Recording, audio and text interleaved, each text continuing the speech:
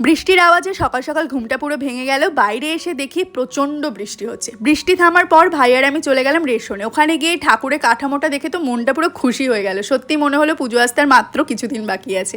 আসার সময় তো পুরো ভিজে গিয়েছিলাম, আর এখন দেখো তিনজনে বাজারে যাচ্ছে, কি প্রচণ্ড রোদ উঠেছে। বাজার থেকে বাড়ি এসে রান্নার কাজ কিছুটা এগিয়ে রাখছিলাম, কারণ মা বসেছিল পুজোতে।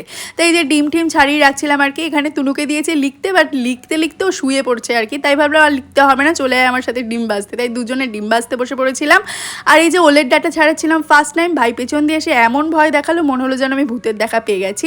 আর এই যে ও আজকে বানাবে পটলের দোরমা, তাই সেইটারই প্রিপারেশন করছিল। এই জেলির প্যাকেটটা অনেকদিন আগে একটা সুপার মার্কেট থেকে এনেছিলাম। কিছুই না, এর ভেতরে পুরো পাউডারটা রয়েছে, জাস্ট মিক্স করে 400 ml গরম জল দিয়ে ভালো করে মিক্স করে নিতে হবে।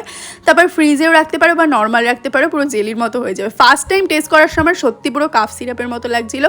জমে যাওয়ার পর কেমন লাগে সেটা নেক্সট পার্টে দেখাচ্ছি।